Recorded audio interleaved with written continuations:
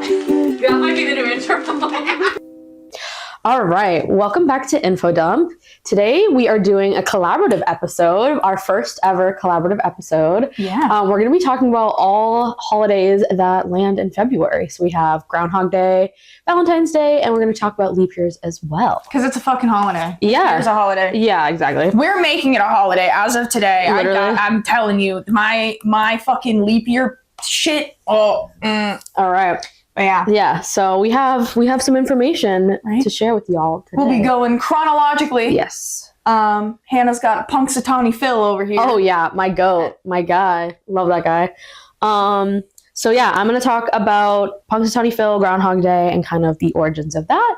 And then Madi's going to bring us into Valentine's Day and then wrap us all up with leap year. So you're in for a treat, audience. This is the February special. The February special. And if it's too long, it's going to be 3 specials. 3 specials. I do have quite an extensive set of notes here. I'm so fucking excited. Yeah, You have okay. no idea. Okay, so let me get into it. So we all know Groundhog Day, February 2nd. It's kind of the funny holiday where we have a groundhog predict if we were going to have more winter or spring's going to come early. So my notes are all over the place normally as I normally have them. Let's see where we want to start. Okay. So I found a website where this gentleman, Don Yonder, had a book called Groundhog Day, and he kind of went through and explained the origins of how Groundhog Day became and just kind of the tradition that we do today. Not including Bill Murray. No, not including Bill Murray. I still have not seen. You haven't seen that movie? know. It's honestly, I don't get why people loved it so much. It's a movie. It's a movie. Yeah, I've heard of it, and I've seen clips, and my dad's talked about it, but that's about it. Okay. So the groundhog tradition we all know and love traces back to pre-Christian celebrations and festivals of prominent life and cyclical events. So these celebrations were on the cross-quarter days, meaning days that fall midway between the solstice and the equinox, and it took place all over Europe and by tribes more commonly known as the Celts. He believed that these festivals influenced the societal structure of time in Europe and European colonies in America. So this is where I kind of get into the calendar talk that we mentioned before. So basically, there would be these festivals within the solstice and the equinox, so it would happen in the spring, the summer, the winter, fall.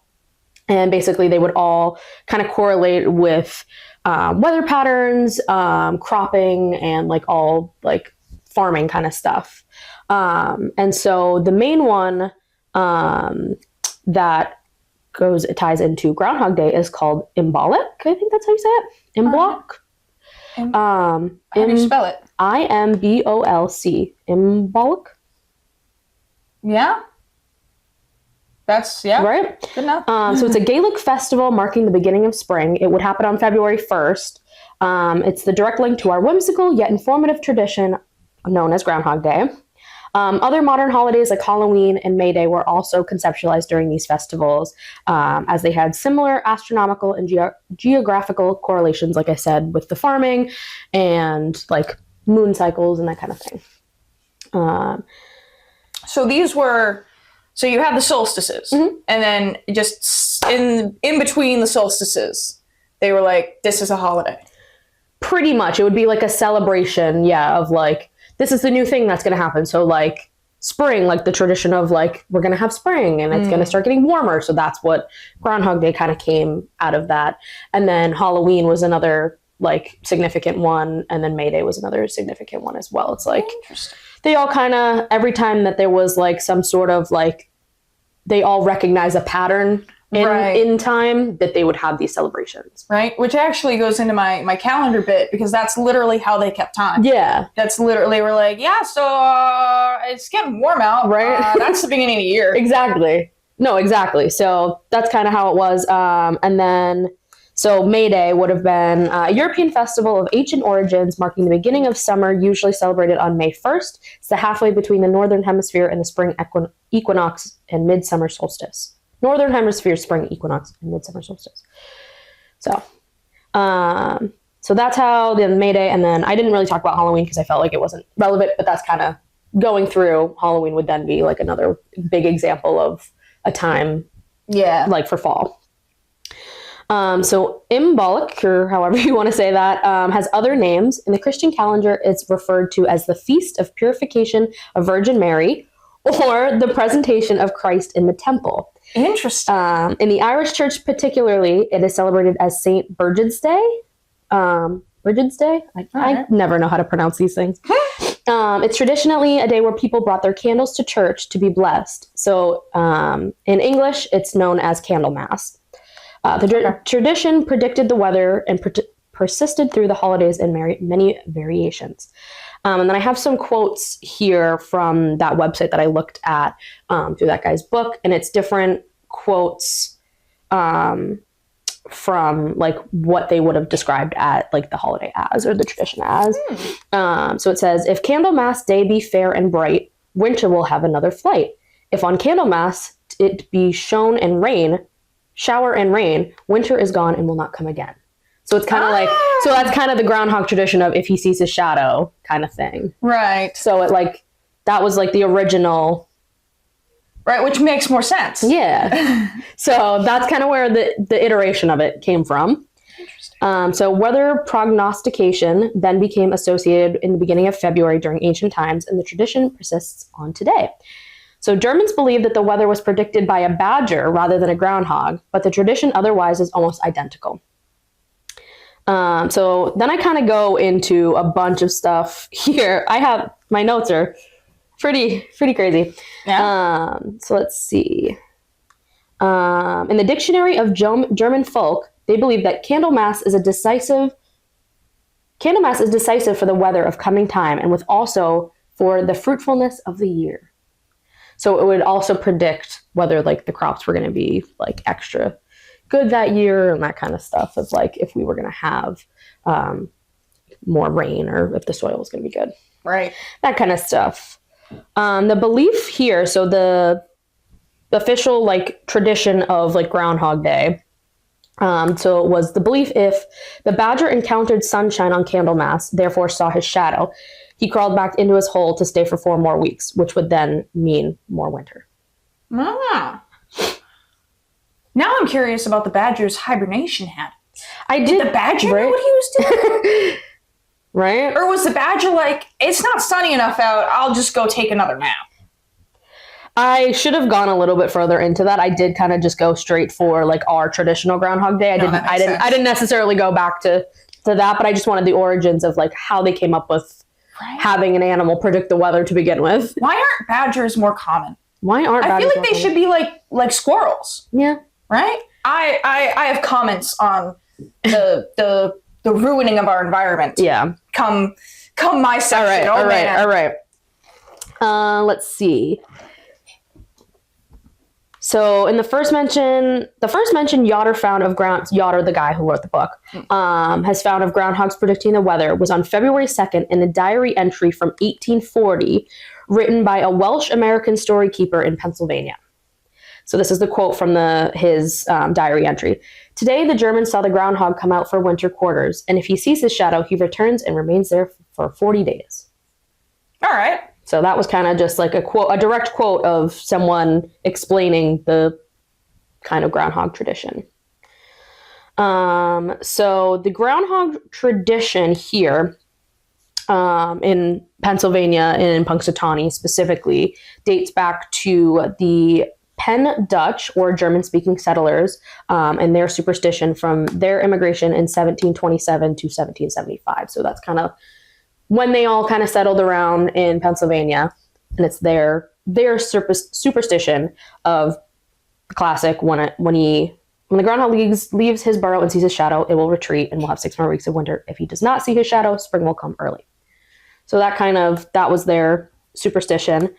Groundhog Day has made such an impact on the Penn Dutch community that they have formed. This is where it gets kind of funny, where I kind of go into my lore on the Penn Dutch a little bit. But they have what's called groundhog lodges or social clubs. This was so funny trying to like read through this. They have social clubs that focus on maintaining the language and culture of like Dutch and German, like that kind of their Right, their culture. Yeah. These lodges would hold meetings called versammelinge. I literally cannot pronounce these. I don't know if you can. Versammelinge. That's how I would say it. So they had those where they would only speak in Pennsylvania Dutch throughout the whole meeting. So an entry from William Donner's book called Serious Nonsense from 2016. He is a primary source. He was at one of these lodges. Shut up. So he explains his story of what he remembers from a meeting back in the day. And it's kind of a big quote, so I'll kind of paraphrase a little here. There were 300 to 400 men in a hall. At the front was a decorated stage of an 8-foot statue of a groundhog wearing a crown. At the beginning of the meeting, everyone stood reverently as men in top hats carried a stuffed groundhog and placed him in the front of the speaker's podium. They pledged allegiance to the American flag and sang America and listened to a prayer. All the Pennsylvania German Dutch language in the... Whoa, can I read? All in the Pennsylvania Dutch German language. They raised both hands and paws and took an oath of alliance in the lodge and to the lodge and the groundhog. They listened to the weather report, piped through a speaker system, and whether or not the groundhog saw his shadow. They ate a hearty meal and sang songs, and they watched humorous skits about a lecherous doctor who cured people by transferring their ailments to his assistant, and they listened to an inspirational talk sprinkled with humor about the values of Pennsylvania German life. Anyone who spoke English, especially from the podium, was charged a fine for each word. Okay, this is so funny. That sounds like the fucking was it Oscars that they were like every 5 seconds you go over, you'll be charged this amount of money to charity. Yes, that's what that sounds like. First of all, second of all, that thing about the doctor giving the ailments to his assistants, that's a Black Mirror episode. Is it really? So it's not quite that, but it's this doctor has created this cure-all thing that like you like put. I'm pretty sure this is how it goes. You like put it on your head.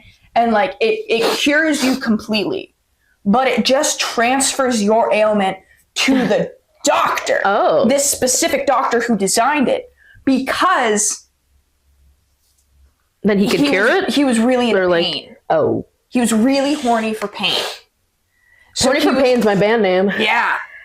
Oh, we'll get into more horniness later. All right. Oh, I'm so excited. This is I don't know if you thought where this was gonna go at all. Like, this was so funny when I was doing my research.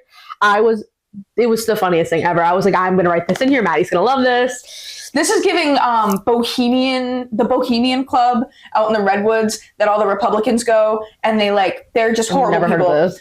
There's a Well I Laughed episode on it, and it's fucking great. But it's called, it's the Bohemian Club, and it's all Republicans, and they've been doing this for years, and they go out and they piss on all the redwoods. Oh. And they're just awful. They go out for a week and they camp, and they're menaces to the environment, and they're absolutely horrible. But first things first, it's heavily Republican, so they can discuss, taking over the world and stuff. Of course. Trump has never been invited because he's that hated. Yikes. Even the Republicans don't like him. But there is an effigy. The intro to this Bohemian Club is an effigy of a child being lit on fire with Walter Cronkite's voice coming out of a stone owl. Like, it's fucking crazy. But the stone groundhog, this groundhog statue with the crown is giving me that. I don't know if I have a picture. I'm picturing what I saw in the article that I was reading, but I don't think I put a picture in here. But we can add one in post. Yeah. But it's pretty funny. It's like a huge groundhog, That's bigger amazing. Than it's tall. It's a huge groundhog, and it had a crown on it, and it's all these men standing next to it. It's really funny. So that was a direct quote from William Donner's book, explaining his encounter at the meeting. So obviously now our best known Groundhog Day ceremony occurs each year in Punxatawney, Pennsylvania.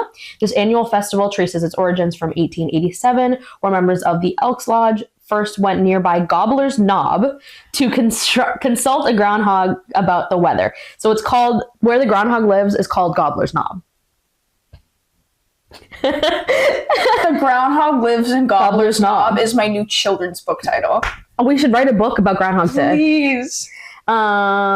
This observance developed into the annual tongue-in-cheek ceremony, which the groundhog, given the name Punxatawney Phil, in the 1960s communicates his prediction to the inner circle, the group of men wearing formal suits and top hats. So basically, and then I go into a little bit of the actual tradition. But they never, I really wanted to know why they called him Phill. They never explained that. They just... Okay, I have a theory. Because it's Pennsylvania. Yeah. And isn't Philadelphia in Pennsylvania? Yeah, I guess. That's my theory. I think his name is Punxatawney Philadelphia. Punxatawney Philadelphia is my drag name. Yes. Okay. That's my drag name. We might be on something there. But yeah, so Punxatawney is the town, and then where the groundhog officially lives is Gobblers Knob. And then there was, so I don't know if I wrote this in here, but actually I did write this in here. I'll get to that in a second.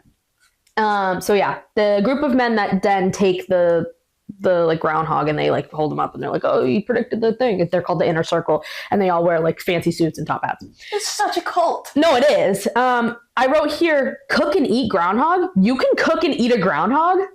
I would never, but apparently people do. I hate that. Yeah, so I just wrote that in there. There's also, I don't know if I wrote it. No, I wish I put it in here, but they have groundhog songs. I love that. So, yeah. So the official event is organized by the Inner Circle. They ostensibly communicate to Phill to receive his prediction. The vice president of the Inner Circle prepares 2 scrolls in advance of the annual ceremony, one proclaiming 6 months of winter and one proclaiming early spring. At daybreak on February 2nd, Punxatawney Phil awakens from his burrow on Gobbler's Knob and is helped to the top of the stump by his handlers and purportedly explains to the president of the Inner Circle in a language known as Groundhogese. Shut up! What? You didn't just wait, so is this guy in a top hat just going I should have watched a video of it because I don't remember it from like childhood. I actually should have. But yeah, supposedly the groundhog in the Inner Circle can communicate through Groundhogese. That's how he tells stuff. They drank too much Kool-Aid. They literally were drinking absinthe straight. Oh, yeah. Yeah. What? So what else were you going to do in Amish country? This is true. Like, actually. what I'm else surprised. You know when people are like, there's no autistic people in the Amish community, and it's like, they're talking to groundhogs. Come on. They're literally in top hats. They're literally in top hats and tailcoats pulling a groundhog out of a fucking hole. And speaking to it in their own made-up language. Oh, yeah. What? So, yeah. Mind you, a friend of mine, Krista, she was reading this to me like 2 years ago. She was like, let's just talk about Punxatawney Phil. It was like right around Groundhog's Day. And like me and that friend group, we always like just joke about it since we were kids. And so she said Gobbler's Knob and Groundhogese, and I've been wanting to write this episode since then. So I've been holding this information in the back of my head. Good for you. So yeah, they explained to the president in the language known as Groundhogese whether he's seen a shadow or not. The president of the Inner Circle is the only person able to understand the Groundhogese through his possession. No, it gets worse. Through his possession of ancient archaea wood cane, and then he interprets Phil's message and directs the vice president to read the proper scroll to the crowd gathered on Gobbler's Knob and the masses of Phill followers. It's all with a PH. Turn into a live broadcast around the world. So supposedly this like groundhog has to like drink this like elixir or whatever, and he's able to like speak Groundhogese. They're roofing a groundhog? Yeah. They're roofing a groundhog? Okay, maybe the title of the episode should be My Groundhog Got Roofied. My groundhog got roofied is great. At Gobbler's Knob. My groundhog got roofied. Okay. That has to be our first merch bumper sticker. I'm writing that right now. So yeah. So and then I wrote, meet our man Punxatawney Phil. According to the lore, there's only one Phill ever. And all other weather predicting groundhogs are imposters. Your weather predicting groundhog is an imposter. That's a bumper sticker. Yep. It is claimed that the one groundhog has lived to make the weather prognostication since 1886, sustained by drinks of groundhog punch or elixir of life, administered at the annual groundhog picnic in the fall. So every year in the fall, they give this groundhog the elixir of life, and he continues to live forever. But so then I like read about groundhogs, and I was like, what is actually like the life cycle of a groundhog? They only live like 13 years or so, or something like that. Or so there's only been, or maybe there's been 13 of them. Interesting. I forget something about 13. I didn't write it down. I totally forgot to. But they don't live that long, obviously. It's not the same one from 1886, right? Obviously. But they have claimed that it's the same one. That's interesting because I remember, like, I want to say it was like second grade or something. We were watching Groundhog Day to like learn about it and stuff. And there were some teacher posed a question because like recently one of the groundhogs had died. I remember in my lifetime a groundhog has been changed over. I do know that. But they have claimed that that's absurd. The inner circle will not recognize that it's a new one. They're fucking crazy. Yeah. Sorry, my phone is blowing up. Let me put myself on D&D. Okay. So meet our man Punxatawney Phil. Outside of Groundhog Day, Phil resides with his mate Phyllis at Punxatawney Memorial Library in a climate-controlled environment. In March of 2024, the Inner Circle announced that Phil had sired 2 babies, the first time in history of an event such siring has happened. The birth surprised the Inner Circle, which had assumed that groundhogs do not breed in captivity. As a result of the births, the family will be permanently moved to Gobblers Knob. The Inner Circle disowned the babies from inheriting the father's position. They will never be able to predict. They have to pick their own, like they pick a specific groundhog every time one dies because supposedly it's the same groundhog.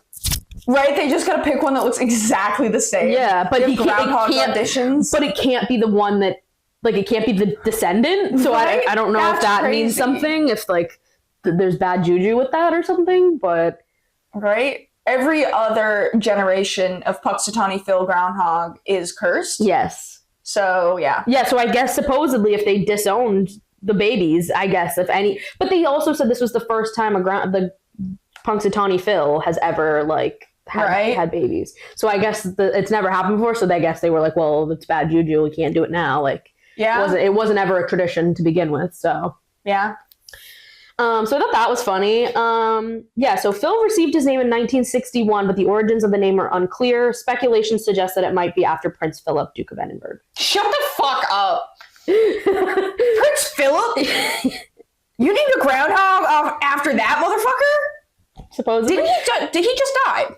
Like last year? Yes. Yeah, he was decrepit. Yeah. Right? Yeah, okay. Yeah, I'm pretty sure. You named your groundhog after someone who was very clearly going to die. You named your immortal groundhog after a decrepit man. Immortal Groundhog is my band name. Yes? Yeah, that's a great one. Don't let me forget to go back to my notes on here too. All right. But yeah, so it said he got his name in 1961. So he wasn't Punxatawney Phil up until 1961. He was just the predictor of Groundhog Day predictor, right? Like the weather predictor. He was just that bitch. He was just that bitch, you know? He was just that bitch, yeah, you know. So that was funny. I wrote this tidbit in here too because I thought this was hilarious. Phil flew to Chicago for an appearance on the Oprah Winfrey Show on Groundhog Day 1990. He's so famous he was on Oprah. I just thought isn't that every groundhog's dream? You know what? So I just thought that was funny. Here's a Dude, when is Punxatawney Phil gonna be a cruise ship godmother? Oh, dude, we're gonna actually make all of our like episodes are gonna be cyclical. Yes. Okay, Philippe Petit and Punxatawney Phil, 2 PEP. Yeah. Double PP. And P, whatever your guy in the Rosetta episode that hasn't come out yet. Silent P also needs to be a cruise ship. We're gonna make a cruise ship line that has to do with P. And the only people who can be ship christeners and the what are they called? The godmothers? Yeah. They can only be. We're gonna call them princes instead. Yes. Guys, we're on to something. Don't take your idea. Or godmothers. Change it to a P. Podmothers. Podmothers! She's a genius, guys. All right, the pod ship. We need to come up with something with like a cruise ship line. Okay. Yes. Anyway. Get ready to join us on a cruise ship when we build a boat. We're building the new Noah's Ark, guys. Oh my god. We'll get Josh to do the fucking blueprints of it. There has to be 2 of each item, including groundhogs. No, literally. Then that was the last tidbit I have, other than the club maintains that Phill is 100% accurate every time, but the National Oceanic and Atmospheric Administration says it's more like 35%. It's like every other weatherman. Yeah, so it's never accurate, but the inner circle refuses to believe that he's died and that it's another Phill, and they refuse to think that his predictions are inaccurate. They need grief therapy. Yeah, they have a problem. I really kind of wish I went a little further into the inner circle and saw if like they got elected to this or if they all just like how they get into it. I wish I did that. I totally forgot. That's wild. This was a funny tidbit that I wrote in here that I didn't transfer onto my iPad notes. Do you remember in iCarly the episode where they have the chicks and they're like trying to learn about the chicks and they like type in World of Chuck by accident? Yes. So I wrote World of Chuck. Common groundhog names include Chuck, Woodchuck. Woodchucks are groundhogs. I didn't know that. Yeah. I didn't like put that together. I thought those were 2 separate things. Okay. So Chuck, Woodchuck, Ground Pig, Whistle Pig, Whistler Thickwood Badger. Whistler Thickwood Badger is the whole name? Yes. Whistler Thickwood Badger. Because and then there's some other ones because I did actually I skipped over that in a little bit, but it's the groundhog tradition is in North America and in Canada, so there is some French in here as well. So Canada, marmot, momat.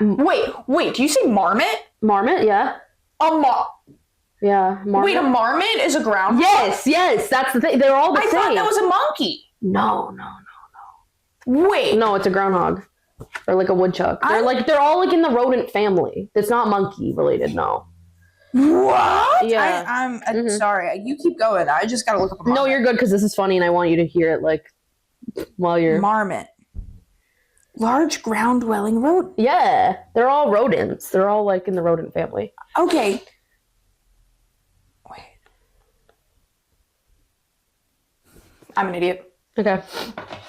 Anyway. A marmoset is a monkey. Okay. I had to figure it out. I was like, I've never heard of it. So yeah, Canada marmot, I don't know if I wrote monax or momax, but moonack, weenux, red monk, land beaver, and then in French Canadian, syphilis. Syphilis, yeah, literally. Thickwood badger was given in the Northwest to distinguish the animal from a prairie badger or monix, which means digger, Algonquin in Algonquin language or the Delaware language. Young groundhogs can also be called chucklings. So just World of Chuck is where that was going. So yeah, World of Chuck. So yeah, consult your inner circle if you ever want to know what the weather is. Drink the elixir of life if you want to live forever. If you're a groundhog. I want to know what they put in that. Let me do a quick little search because I'm very curious to know if they're actually giving him nutrients or they're just like, here's some extra water, buddy. I looked up groundhog elixir. An elixir that will turn you into a groundhog? Yeah, literally. Groundhog elixir refers to the secret magical potion that the Punxatawney Groundhog Club claims to extend the life of Punxatawney Phil, the famous weather-predicting groundhog, by 7 years per sip. They've calculated. They know. The famous weather-predicting... Oh, yeah. Administered annually at the Groundhog Picnic, it's a lore-based concoction of herbs, spices, and a secret ingredient that explains Phil's supposed century-long existence, though its playful evolution hysterically has called it Groundhog Punch. The exact formula known only by the handler. Damn. So yeah. Dude, should we assassinate the handlers? Yes. Where would all this information go? Like, is it written down? Right? Is it how is the handler? Does he drink the elixir of life? Has he been the handler the whole time? Has he always been the president? Oh, God. So Punxatawney Phil, the current Punxatawney Phil, supposedly is 137 years old. Yeah. Supposedly. Let's see if I can find more about that real quick. Yeah, no. I want to know more about the inner circle. The groundhog elixir. People just can't get enough of Groundhog Day. Yeah. Furry rodent makes his grand appearance. Oh my god. Yeah, so basically, I guess there's other, like, obviously the most known Groundhog Day tradition is Punxatawney Phil in Punxatawney, Pennsylvania. Like, we all watched that one on the news when we were kids, and that's, like, the main tradition, but there is other ones in, like, Washington, California, and, like, other things, but those ones are known to not be, like, the correct predictor. They're not the real, they're all imposters. They're not the real one. Yeah, no, they are imposters, yeah. Yeah, I guess it doesn't really explain other than that, like, it's just, like, spices. And I don't know what they give, like... Right, because then I wonder, like, because, like, certain things are poisonous to animals. Like, I love how this was forbidden. I'm not allowed to look on that one. So. Born Free USA? Yeah, because that's not true anymore. Yeah, literally. Fuck. What the fuck is this? ABC27.com. It was, like, a picture of a girl in a dress, but, okay. The magic elixir is something super secret. It's been handed down from the handler to handler for years, and it's concoction of a lot of different herbs and spices and some super secret formulas that only the handler knows, says the president of the Groundhog Club, Thomas Dunkel. I don't know when this was written. While it keeps Phill alive and ready to make his yearly prediction, he only drinks it once a year at the picnic. On the first Saturday of September, Phill drinks the elixir, adding another 7 years to his life for every drink he takes. Take Phill down the stage down by the stump in the barrel. We have the elixir in, and he'll drink from the barrel, and it gives him 7 years of longevity for every drink that he swallows. In addition to the elixir, Phill maintains a healthy diet.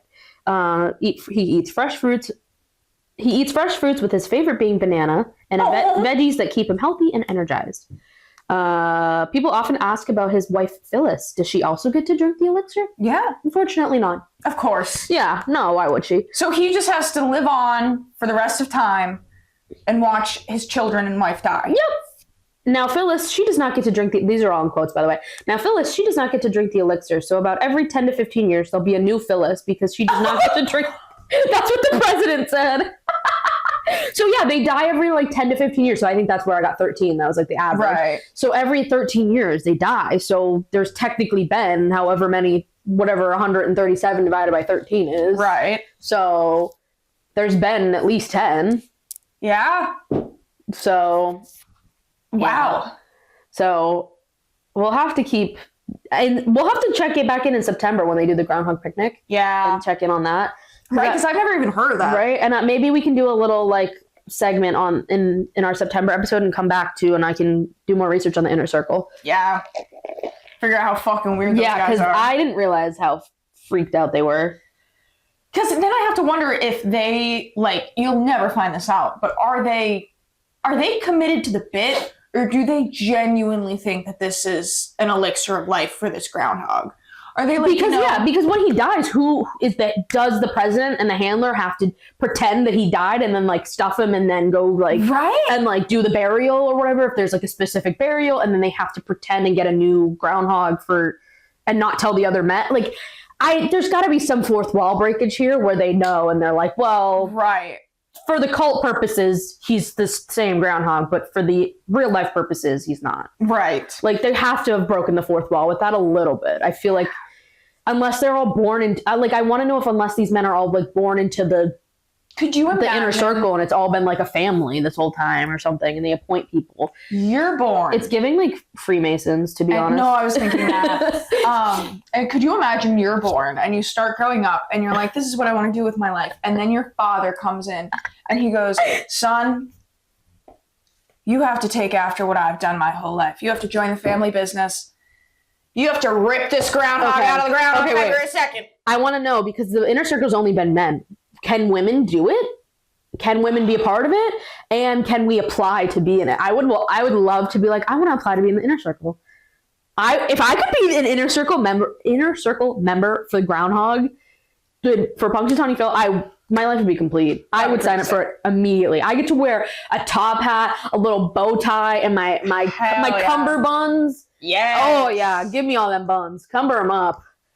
Cumber all my buns, you guys. No, because that would, imagine I'm like, every year I'm like, guys, it's September. I got to go to the groundhog picnic. Like, I'll be in Pennsylvania for the week. I'll catch you next weekend. Or like, all right, guys, it's actually Groundhog Day's coming up. I got to go book my flight. I got to go to Pennsylvania real quick.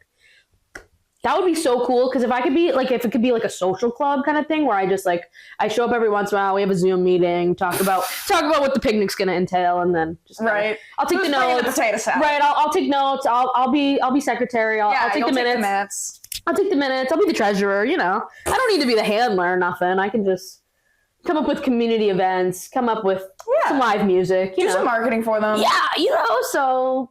We've done it all. Sacapella knows us. Right, they know that we're capable. So I think we should check in on that and see if we can do it, because that would be so fun. We have a whole episode that's just us getting inducted into the inner circle. Dude, I want to know what the induct. Oh my god, I can't even talk. It's just so exciting. The introduction, like the process of it, like the ceremony. It's just like a frat, and there's like hazing. No, literally, ride on a washing machine. You actually have to eat the groundhog. You have to eat a past groundhog. Oh my god! No, there's got to be something. You got to drink the elixir of life. You have to. They put it in a keg, and you got to keg stand the elixir of life. And now I'm just thinking, they just have every groundhog that's ever died, and they've preserved them into a jerky-like substance, and they're like, "This is the body of our Lord and Savior." Like, I want to know if the first one got stuffed and they have him. Like, I want to know, like, right? We should interview the inner circle. Yes. I'm going to... An inner circle view. Yeah. I couldn't come up with something better than that. So... Thank you. Info Phil. I don't know. I was coming up with, like, Punxatawney, but, like, Punxatawney dump on Phil. That's it. Yeah, so something they like that. They would never sign up for that episode. Dump on Phil is in the name. They would cry. Dump on Phil. What is that? Peon That's what I was thinking of. It all goes back to iCarly, you guys. It does. I mean, we kind of are. Did I tell you last night at the work party? There was that one like the stacker game that then you get to pick a prize, like and it's the prizes on the spiral things that like you. I'm like not picturing this whatsoever. Okay, you know the cutting game that you cut a prize down? Yes. Yeah. So it's like that, except they're just on like springs. When you win one, you pick one and they fall off. Yes. There was a fucking iCarly sticker pack. I could have won. And I was like, I need this sticker pack. Yeah. But yeah. I need the Sam button. If there's a fan out there that's got a Sam button, I will buy it off of you. Yeah. I literally will. Not for $90 on Marketplace. Yeah, sorry. I found one for anything under like $50. Like, nah. Right? My limit. Hit us up. Hit us up. Hit a girl up. But yeah, Gobblers Knob. Imagine us a year from now. We're in Gobblers Knob. We're interviewing the inner circle. I think I would actually freak out. That's our goal. Should we go actually and just see if we can just like interview them on the spot? No, I would love to. No, okay. So what we have to do is we can get magnetic sticks for these microphones. Yeah. And then we'll make the cubes that the news stations have that go on the bottom of the mic. Yeah. We gotta do that. All right. We'll be in Punxatawney next year. Catch us out there. Yeah. Dude, that'd be so fucking funny. I fucking love that, dude.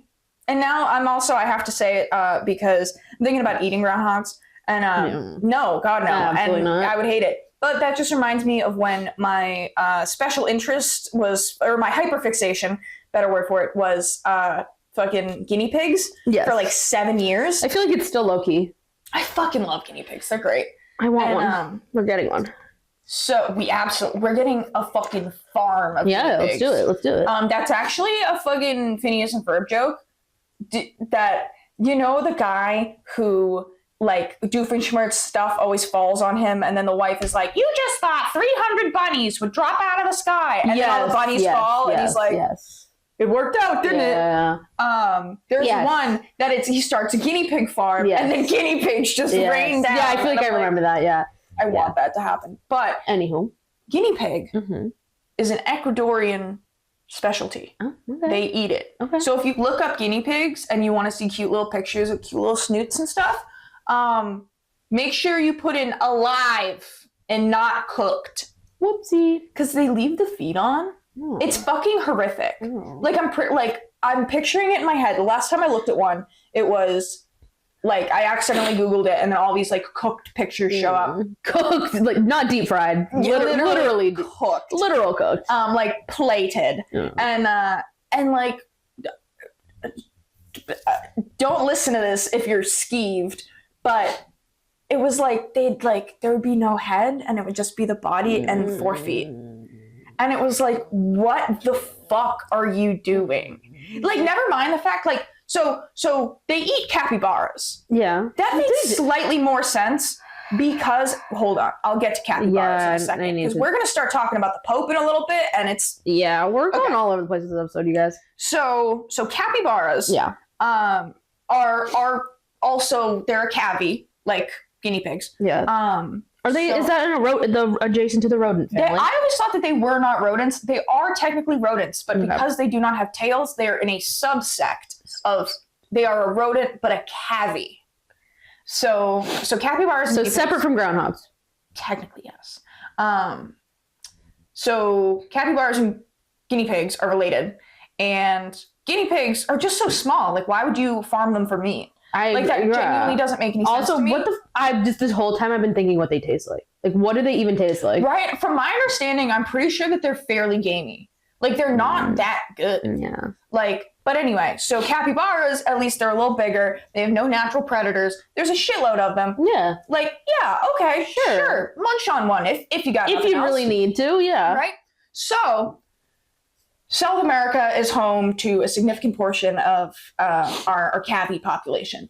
And so that's why Ecuador is specifically, it's a delicacy. Guinea pigs are a delicacy. But Venezuela, nothing related. Yeah, nothing related to current events. No. There was something about Venezuela that they were struggling during, during Lent. Basically, okay, yeah. That there's a whole thing that you can't eat. Is it red meat? I'm pretty sure it's red meat. Like, you can only eat like fish during Lent. I feel like that makes sense. And so this one year, I'm pretty sure this is the right story. This one year, giving out false information. I always am.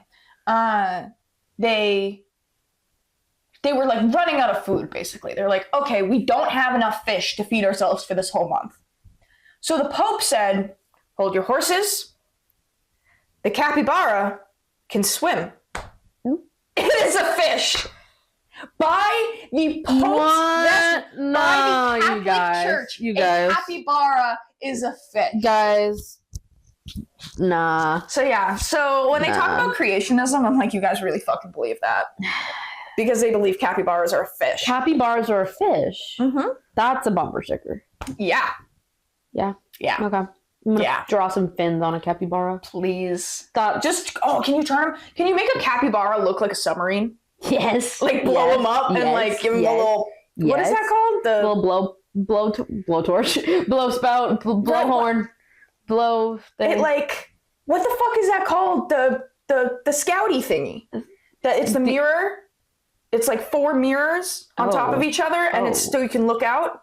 Not a scope. I'm just thinking of like a snorkel. I'm thinking of a snorkel, but that's right. But what? It's like a I don't know, but I will look periscope. Periscope. I think it's called a periscope. All right. Well, we'll figure that one out later. Yeah. So yeah, guys, catch us. Like I said, catch us in Punxatawney next year because I need to know. I will circle back to this. I will get you more information on the inner circle because I didn't know how in depth I wanted to go because we had other topics to talk about today. So I just kind of focused mainly on like the groundhog itself and the actual tradition of where it came from because I thought that was going to be like a lot of people don't really know like Groundhog Day. Like you grew up just watching it as a child on the news and you were like, okay, this is interesting. There's a groundhog that predicts the weather. Have a nice day. Yeah. Like it's nothing like since you're a kid and you have the suspension of disbelief, right? Like you can kind of just or suspension of belief. You can kind of just like be like, oh, okay, yeah, sure. Groundhog predicts the weather. Like when you're a kid, you don't really think about it. So then as an adult, you're like, well, why the fuck do we do that? Yeah. Why do we actually do that? So just wanted to give us some background on that. But like I said, more information to come. I will have questions for this inner circle when we go there. Good. I want to see if they can tell me what the secret ingredient of the elixir is. Right? You're going to try and force it out of him. Oh, I'm going to. Waterboard his ass. Yeah. Elixir his ass. Elixir board. Right, I'll make him drink it. Like, I want can't be harmful enough for the to the groundhog because he obviously lives, and the whole point of Right. he's supposed to be living extra long. So it's got to be like. Could you imagine if like a they're just smoothie. putting fucking like garlic in this shit and they're just killing him faster and they have to replace him like every 8 years rather than 13? No, they didn't know this whole time. Could you I mean, they're stupid. No, Like they think a groundhog predicts the weather. No, literally. Yeah, I want to know how like real they believe this. If it's like Right? if it's like a religion to them, or if it's just more of like a hobby. Yeah. But I mean, they said bananas is favorite. I wonder if it's just like a lot of extra nutrients. It's the fucking cutest thing I've ever heard. We'll bring them because- bananas. We'll have bananas. We'll be like, hey. So when I done. said that a marmot is a monkey, I'm Yeah. pretty sure they are related somehow. Bananas. Bananas. Bananas. Bananas. Bananas. Yeah, it was. So, yeah. Yeah. Groundhog Day, guys. Groundhog Day. Let's transition now. Yeah, so speaking of Pope saying weird shit and animals and so Valentine's Day. If you go on to here's a good segue. Speaking of holidays that mean fucking nothing. Holidays that we just said, why are we even doing this? Yeah. Valentine's Day. Because I'll get back to the whole Hallmark holiday thing. No, because But, that's exactly what I wanted to say when you were like Valentine's Day, and I was like, yeah, we can talk about that later, but yes. Keep in mind, it is a Hallmark holiday. It is. But the origins are fucking absurd. Okay. All right. So, Valentine's Day. We gotta go pretty far back All right. to the origin of Rome. Whoa. Yeah. Rome wasn't built in a day, you guys. Rome wasn't built in a day, but wolf titties were talked about in a day. The amount of times I've written wolf titties in this fucking page. My groundhog with wolf titties got roofied at Gobblers Knob. Yes. That's the title? Yes. Okay. Okay, so do you know the origin story of Rome?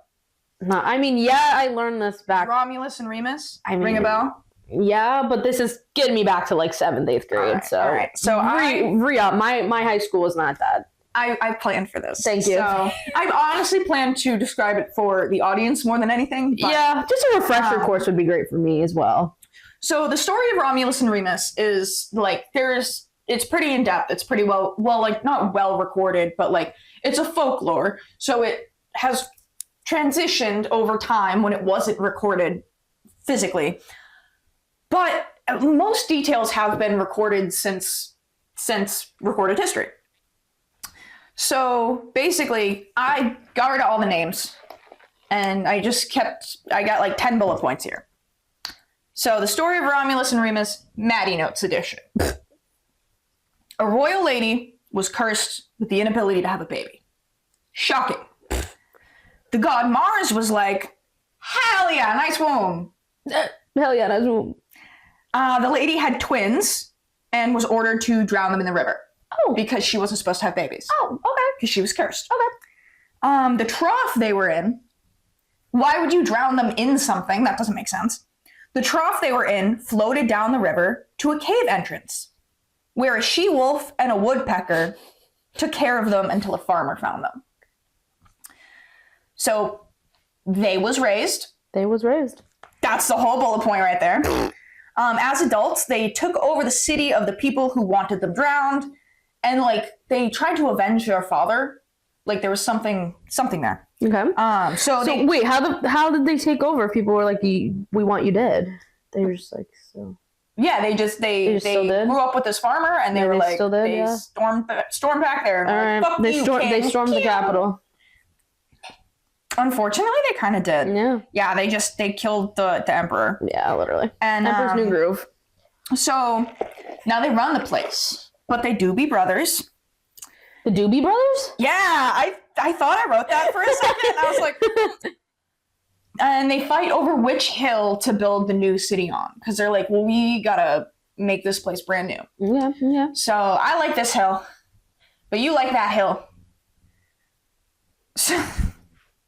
So Romulus builds a wall because he's like, well, this is my city. We can do. How did that happen? How did we just bump our mics at the same time? I don't know. That was weird. So Romulus builds a wall around his little city, and Remus says, "Fuck that wall!" And he jumps over it. Oh? So Romulus, upset with this defiance, myrtleates him. Just right there. Just says, "You dumb." Yeah, you know. Sorry, even though you're my twin brother. So Romulus then took over, did some fucked shit, disappeared, and then the Romans were like, "Shit, he disappeared. He must have been turned into a god. We better worship him." It's fucking ridiculous. No, so I love now that. his name is Quirinus. You know what? Yeah. He was not the first god. He wasn't the first queer. He wasn't the first queer, but he was one of the Capitoline Triad, the three major deities, Quirinus, Mars, and Jupiter, later replaced with Jupiter, Juno, and Minerva. I guess they weren't so fucking major. If they could just be replaced, that's fine. So here's a dummy question that, like, I kind of hope you don't get it, but you probably will. Oh, okay, maybe. I don't know. I'm not that smart. What religion were ancient Romans? I don't know. Was it Christian? They're Catholic? pagan. Oh. Greek and Roman mythology is technically a pagan worship. So the word pagan is actually a Roman Catholic insult Oh. because the word pagan wasn't used to describe polytheistic religions until there were monotheistic religions in power. So the word paganus means rustic or country dweller. And this was used by Christians to refer to rural polytheistic people. Okay. So they were basically like, "Those damn redneck pagans." True. That's how it be sometimes. Yeah, you know. Okay. So that's all that. So let's go back to the beginning of our story.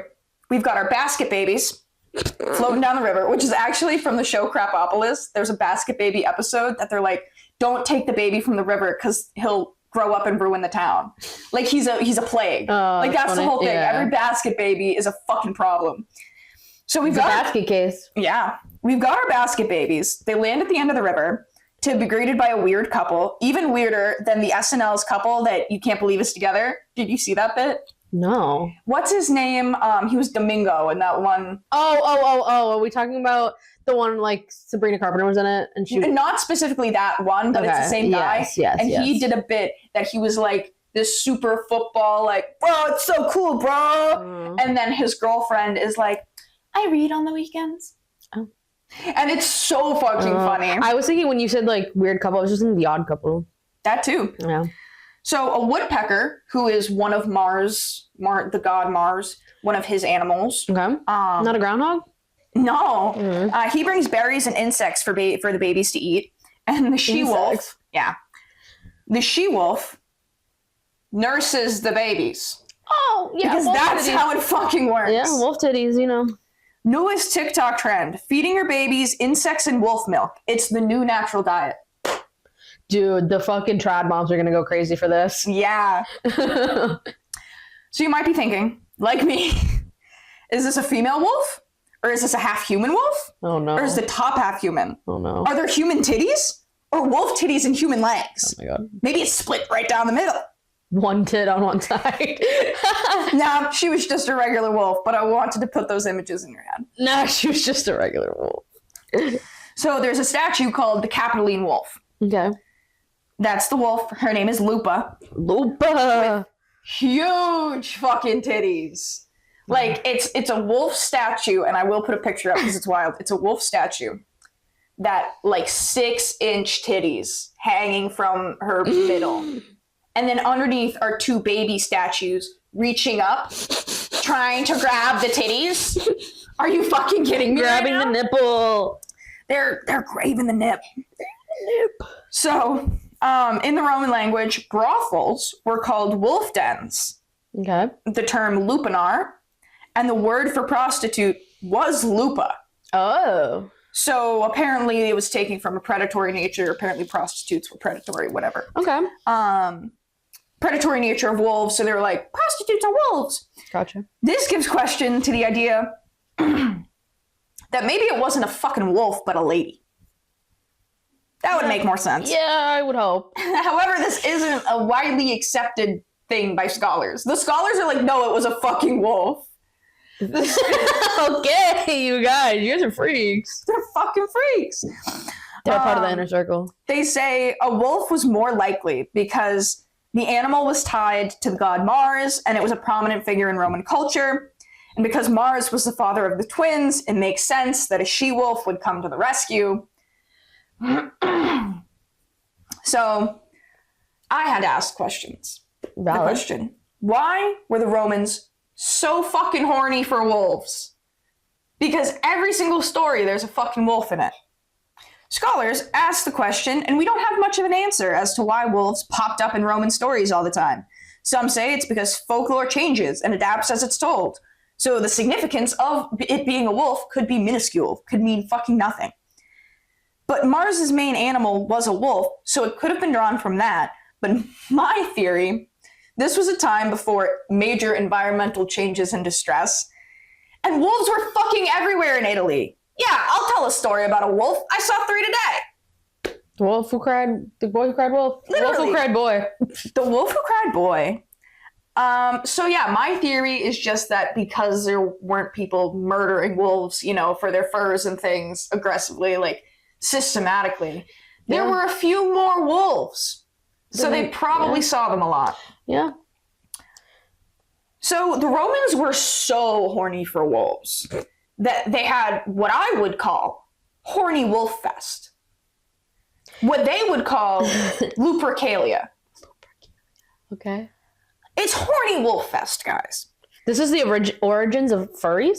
Yes. Okay. So, trigger warning for rituals. I'm trying to get better about that because I talk about a lot of fucked shit. Wow. So, trigger warning for rituals. It's probably going to be like a minute and a half. All right. So, this festival... God, what's happening?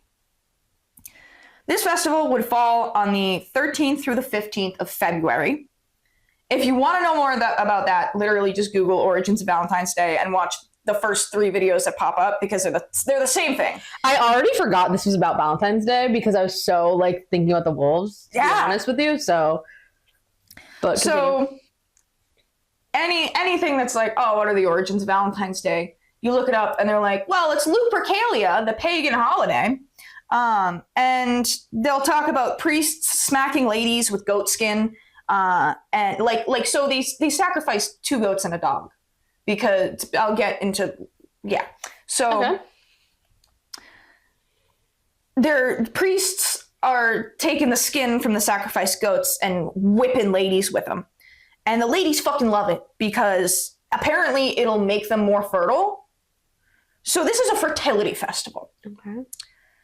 So they sacrifice 2 goats and a dog at the location of Lupa's giant titties. They go back to the cave where allegedly this wolf nursed these babies. And they did Roman things. And that's how it be. So they're all like the Lupercalia shit is fucking everywhere. It's like, oh, the dark origins of Valentine's Day. I'm not going to say what everyone else said. We're going to be different. We're going to be original, you guys. Damn straight.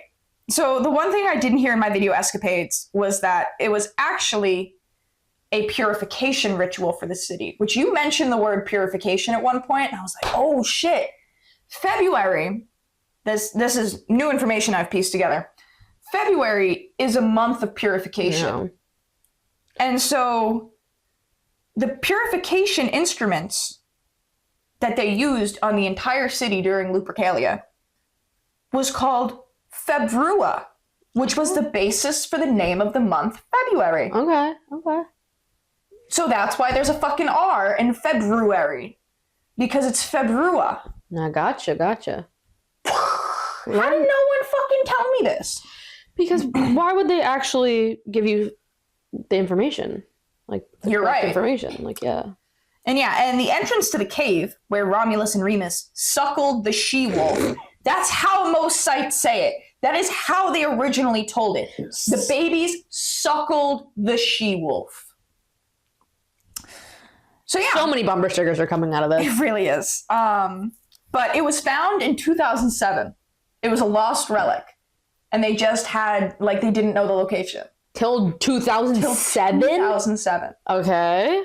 And it's off limits to the public. Damn. So I had to find that out. I was going to say we should go. I literally was thinking that this whole time. All right, so the mythological background to the festival of Lupercalia, which no one goes into, I found it pretty interesting. So they honored the god Lupercus. Okay. Don't get that wrong. Without the C, Luperus. It's a fucking Neopet. I looked it up and it was just, I misspelled it and it's all Neopets. And I was just I love Neopets. Bring me back to Pet Park, you guys. Yes. That was my shit.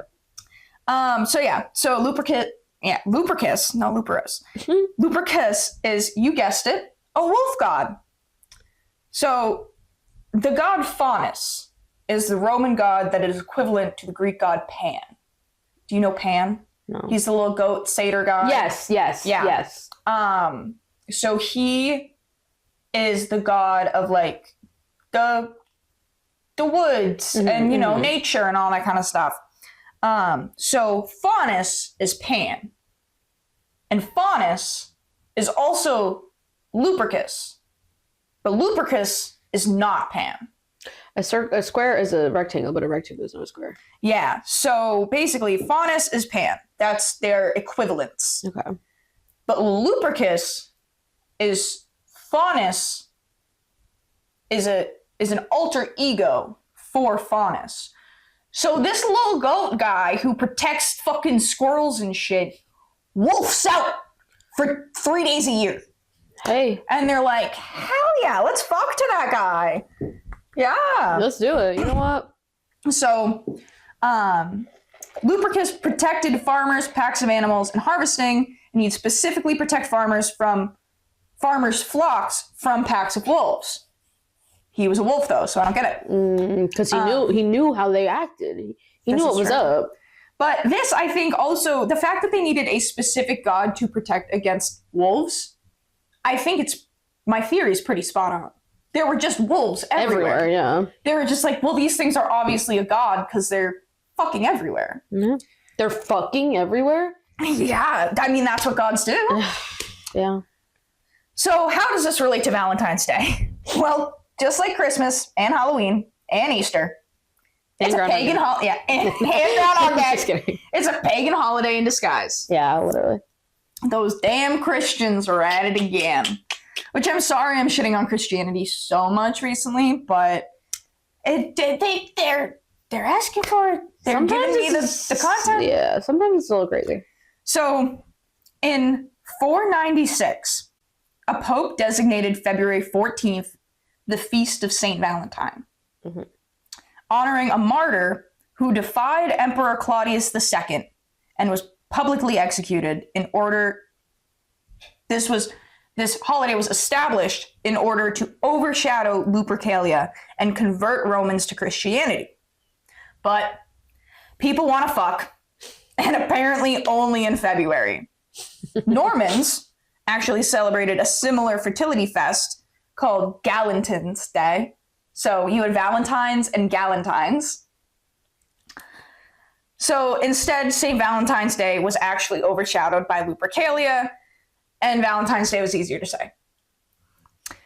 So the crazy part, most origins of Valentine's Day media will tell you that there are 3 potential martyrs, all named Saint Valentine, but it's lost to history as to which one was the original. Okay. That's that. That's all they'll tell you. There were 3 martyrs. We don't know which one was which. Wow, helpful, you guys. So I dug a little deeper. Good. I had some theories. My thought process with another trigger warning for death.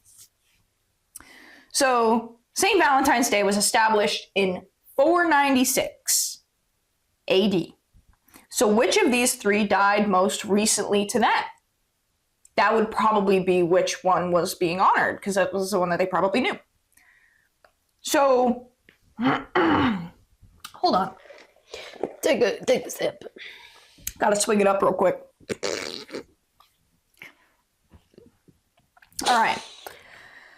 So Google wasn't giving straight answers on death dates, and it was really pissing me off. So I had to figure out who they were and Google them individually.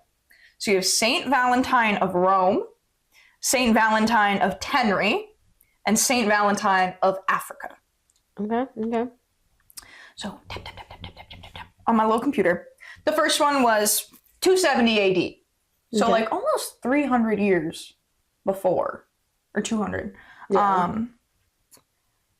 Over 200 years before. And I was like, okay, so that's probably not the right one.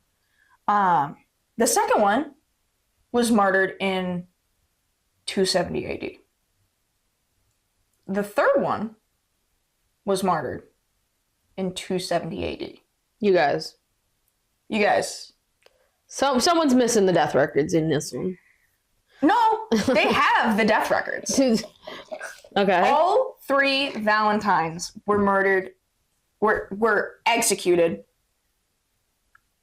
in the same fucking year. 2 of them on the same fucking place on the same fucking day. Of course. So I thought, was this a code name? Because they were all related to, they were all martyrs, and the only reason you could really martyr at that time was because Emperor Claudius II put in a, like it was, they were at holy war, they were fighting, and he was like, men who have significant others don't fight as hard in war because they want to go back home, so they need a reason to die out on the field. Don't let them get married. Okay. So these 3 Valentines were allegedly marrying people under the guise of whatever. Like, they were going behind the church's back to marry people. So I was like, okay, maybe it's a code name. Like, maybe they were all working together. No. 3 dudes, unrelated. They all picked that name because you pick your saint name. They were just like, this one sounds cool. Literally. Oh, okay. It means worthy. Valentine means worthy and strong. Hey, you know what? I would pick it too. Right? So yeah, just by fucking chance, the executioners were like, yeah, we got 2 Valentines at the same time. Chop. Wait, which one was which? Wait, which one was which? It's fine, no one's gonna pay attention. So they're not connected at all. And you're asking about, what about the third? The third guy, where was he martyred? Was it even near them? No, it was the same year. I don't think the same day. But he was not executed anywhere near Rome or Italy or anything like that.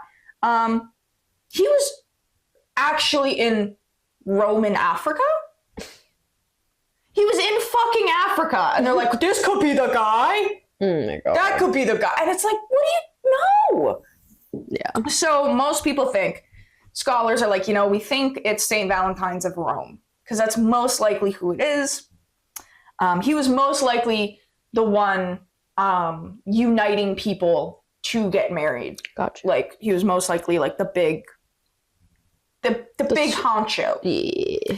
So if we aren't 100% confident about who the real St. Valentine was, tell me why they have his skull on display at the Basilica of Santa Maria. Oh, well, yeah. Christians are fucking weird. This is a pilgrimage spot. People will travel on St. Valentine's Day to his fucking skull that has a flower crown on it. Whack. Wild. Yeah. Like, why do they feel the need to preserve bones? Like, that's the weirdest part to me. I'm like, okay, like, bury them, whatever, cool, put a headstone, remember them. But then it's like you put it in a glass case and you're like, let me just gaze upon this skull. Yeah, I For don't know. respect purposes, I think that's the opposite. Yeah, I don't know. Right? Yeah. I don't know if it's maybe tied to, like, they think, like, spiritually he's still there or some shit like that. Like, I don't know if it's, like, a spiritual type thing. Because that would be the only reason why I would consider, like, that would be my only thought with that. Yeah. So, just like how objects have, like, you can have spirits that are in objects and stuff. So, like, right, that would make sense. So yeah, guess we're gonna have to go to the Basilica of Santa Maria. Yeah, so we have some travel plans, guys. Yeah. So they're pretty confident it was St. Valentine's of Rome, but they can't officially confirm it. So that's why there's this, like, well, it could be one of 3.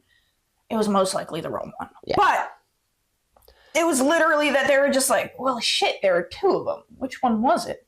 Like, could you imagine, like, being ticketed, like, and, like booked for jail, but there was a second Hanah in front of you, and then you got switched? Mm-hmm.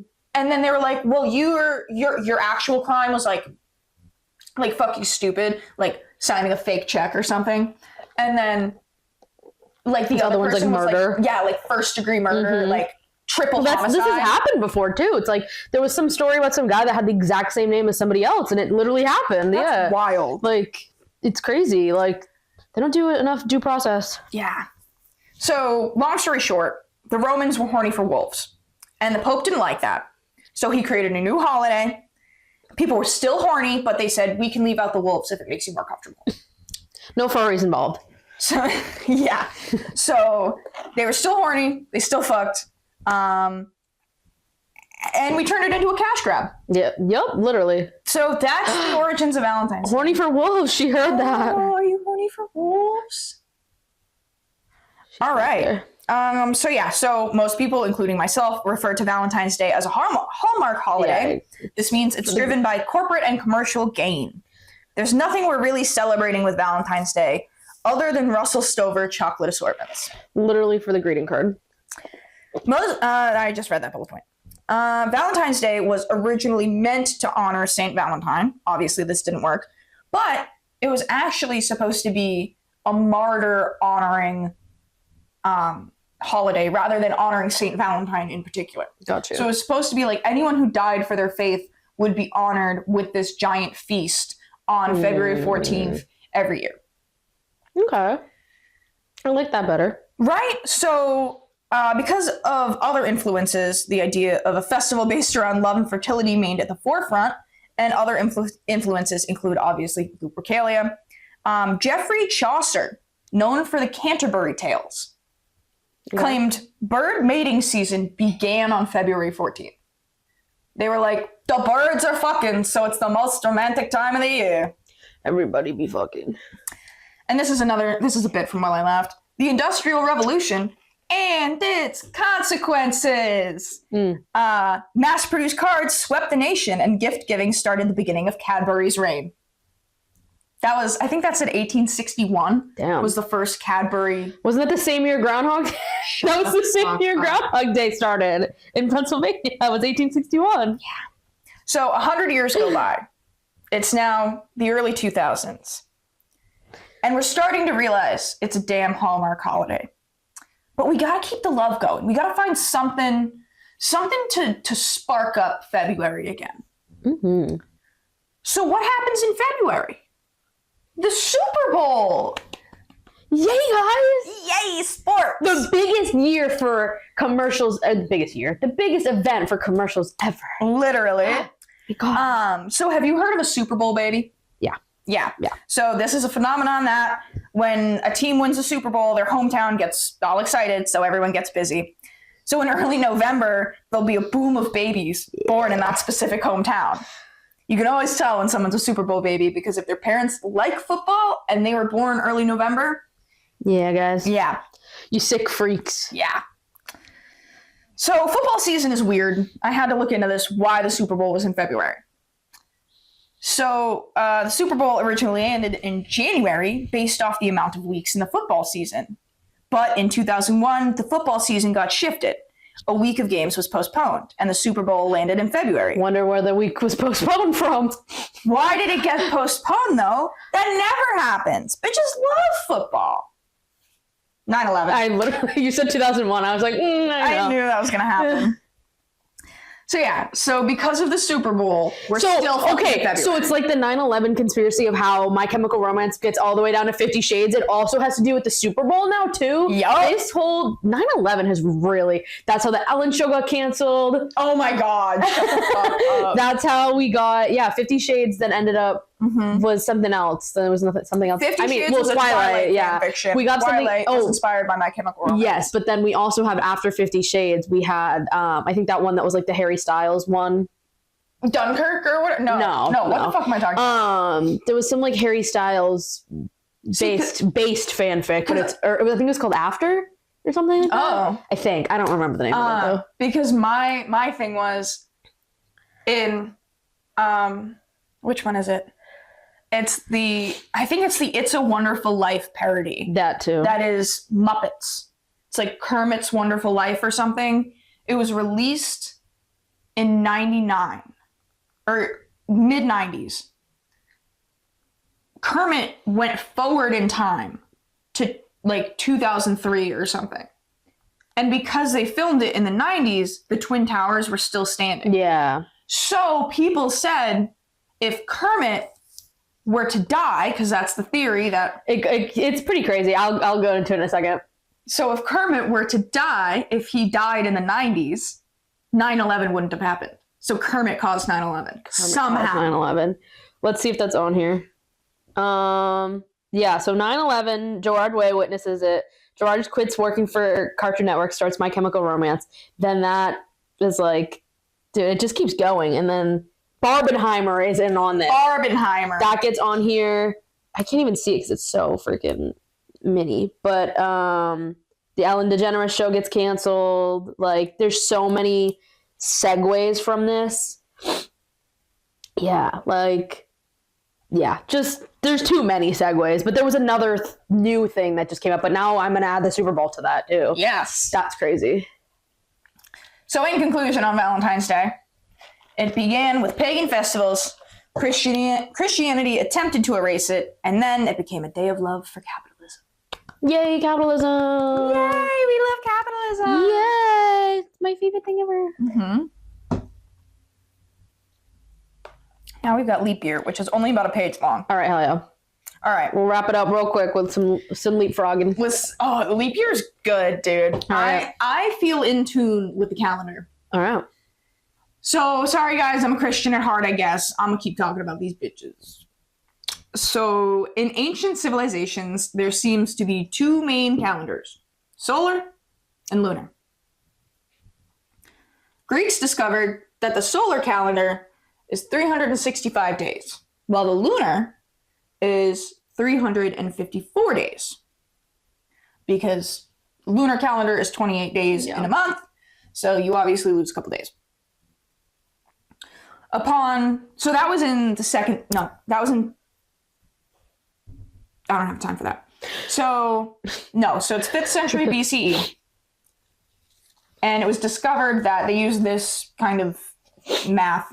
It was discovered that 19 solar years is equal to 235 lunar months. Okay. So like the least common multiple that like we learned in like 4th grade? Yeah. And it's like, okay, what can go into this many times but not go over or whatever? Yeah. They did that.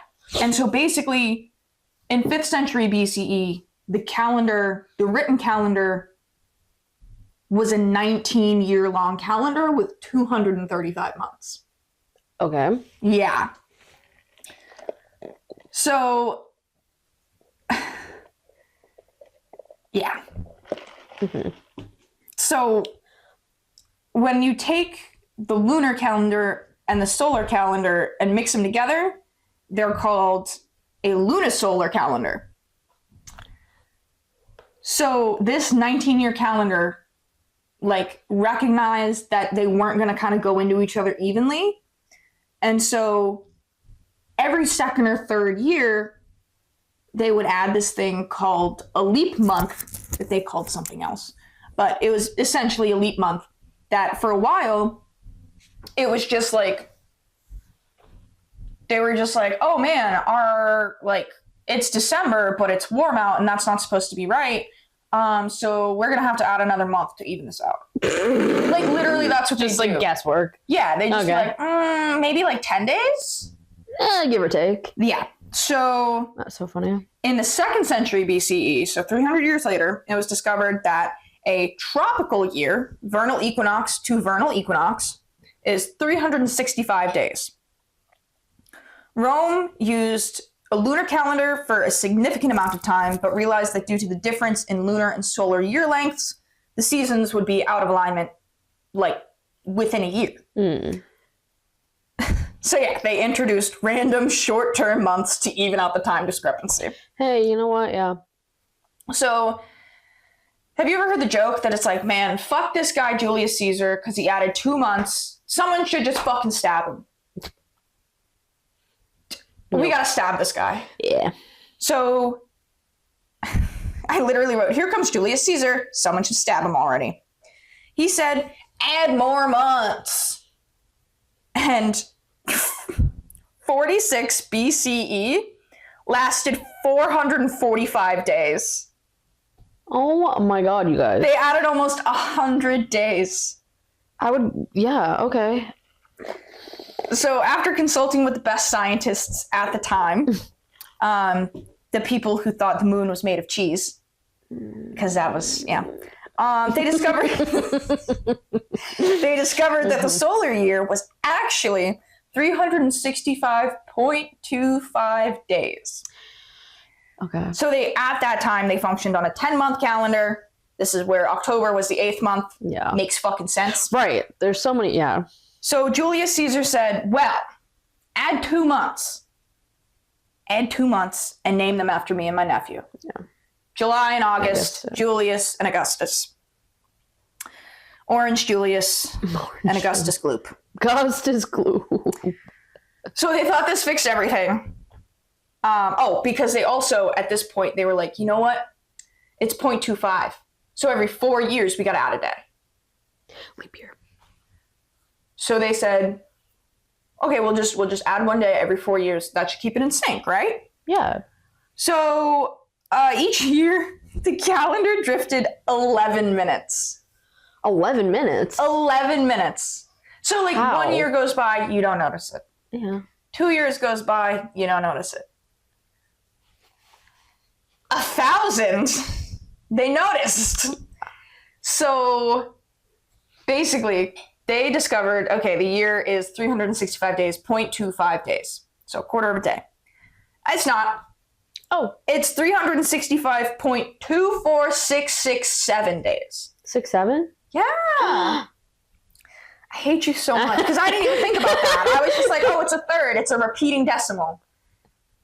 I hate myself. 6, 7. I hate myself.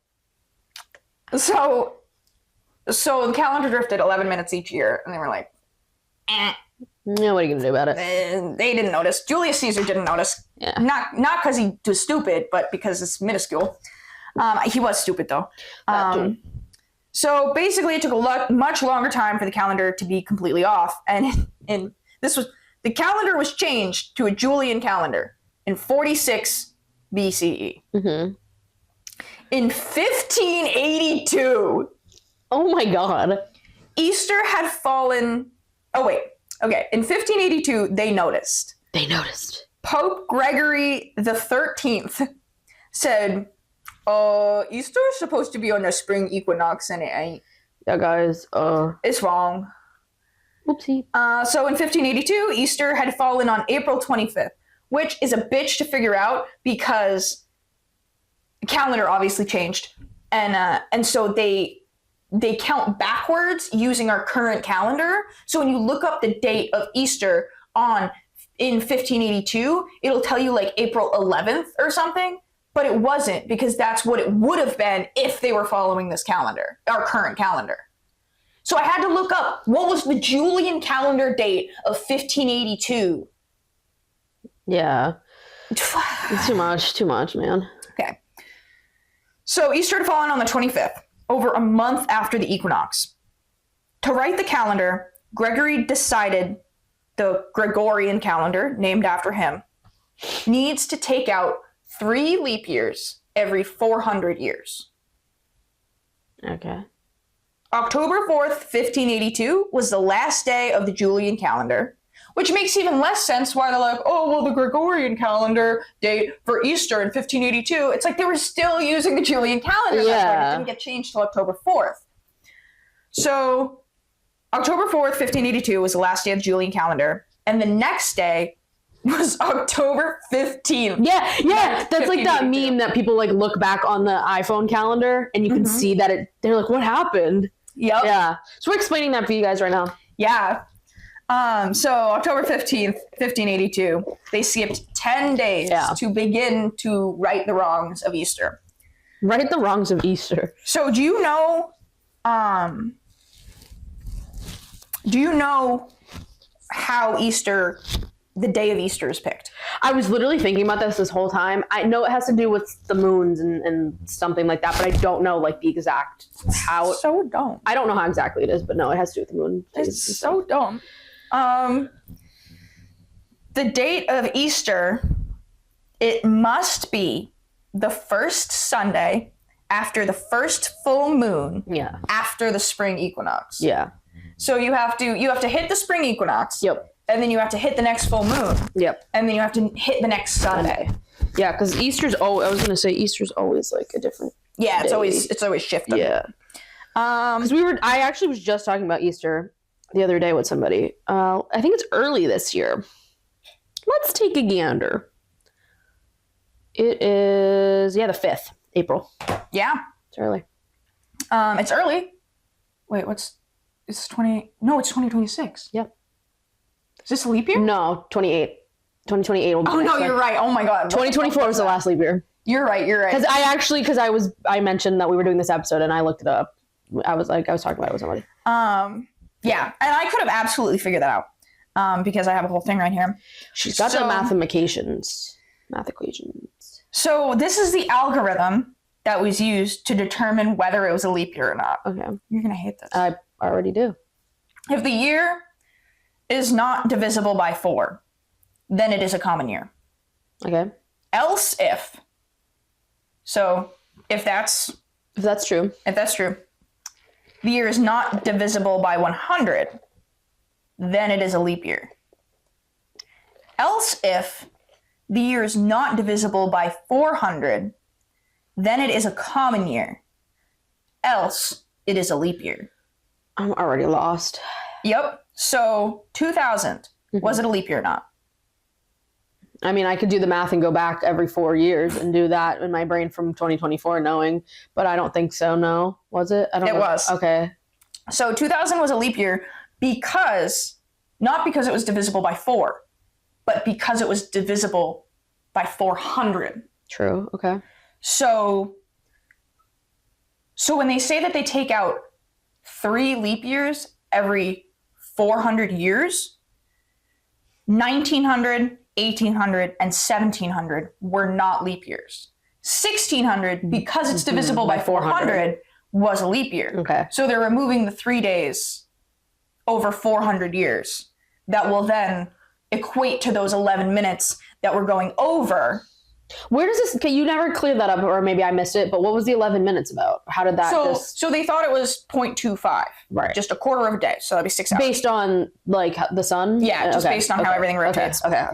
So when we had better tracking equipment and stuff, and it actually wasn't that, like, it was pretty ancient. Mm-hmm. But they figured out that it was actually 365.24667. Mm-hmm. So what is that? That's 0.0003.